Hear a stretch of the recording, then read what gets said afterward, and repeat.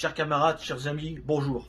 Vous le savez, à chaque fois qu'il y a un élément important qui apparaît, que ce soit à l'entreprise ou dans le groupe, nous avons décidé de faire une vidéo d'information. Cette vidéo d'information, elle est un complément du track qui vous sera prochainement distribué. Hier, en réunion sur les salaires, la direction nous disait que c'était la crise, une crise sans précédent, qu'il ne fallait pas être trop exigeant. Et à la fin, après une pièce de théâtre de plus de 4 heures, ils nous ont accordé péniblement 12 euros d'augmentation pour un salaire moyen de 1500 euros. Le lendemain, 8h30 du matin, on nous explique que malgré la crise, les bénéfices sont extrêmement importants, plus de 2 milliards de bénéfices rien que pour le groupe PSA et probablement 4 milliards pour le groupe Stellantis. Vous voyez, l'argent existe, l'argent coule à flot et malgré la crise, ils ont fait énormément de bénéfices.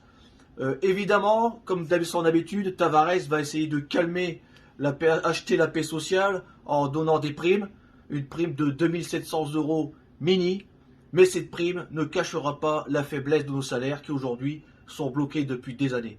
De plus, ces 2700 euros, tout le monde n'en bénéficiera pas. Si vous avez été malade malheureusement par un accident de travail, malade par votre santé, si vous avez dû vous arrêter à cause du Covid ou le Covid d'un de vos proches, la prime sera impactée.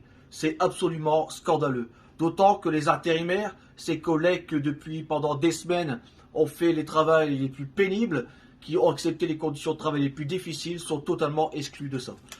Je le disais, 2 milliards d'euros, plus de 2 milliards d'euros pour PSA, 4 milliards probablement pour Stellantis, et aujourd'hui, vous n'êtes pas sans savoir que PSA vient de retirer la fabrication du moteur EB3 à l'usine de Douvrat dans le Pas-de-Calais, les amenant probablement à une fermeture proche. C'est absolument scandaleux.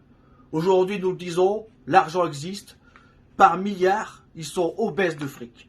Comment accepter qu'on doit encore faire des samedis affichés? Comment accepter qu'on doit avoir nos primes qui ont été supprimées et gelées? Comment accepter que les effectifs continuent à descendre? On le voit ici à Valenciennes, l'usine est un véritable champ de ruines. Les chantiers se multiplient, les lignes entières où des générations de travailleurs ont fait leur carrière sont rasées sans qu'aucune activité ne nous soit donnée. On le voit, RG, le boîtier électrique qui va se mettre sur les véhicules électriques ne permettra pas de donner du travail à tout le monde. MB6 va voir sa fabrication prochainement réduire comme peau de chagrin. De plus, Carlos Tavares, comme à son habitude, va nous mettre en concurrence tantôt avec les anciens salariés d'Opel, tantôt avec les salariés de Fiat. Vous le voyez, le compte n'y est pas. L'argent coule par milliards et nos salaires ne sont pas récompensés. Nous le disons, 12 euros d'augmentation, c'est une véritable provocation. La prime qu'ils vont nous donner ne compte pas pour la retraite. Et ça, c'est un vrai problème. Ne compte pas pour les acquis sociaux. Et ça, malheureusement, c'est un fait. C'est vrai, cette prime, on va la prendre, elle est faite sur notre dos avec nos sacrifices, donc il n'y a pas de raison qu'on la refuse. D'autant que c'est grâce à ces sacrifices, grâce aux accords de compétitivité qu'aujourd'hui, nous souffrons tous les jours de nos conditions de travail. J'appelle les salariés du site de PSA Valenciennes, d'ores et déjà, à rejoindre les assemblées générales où nous devrons discuter des futures actions à mener au sein du site et du groupe.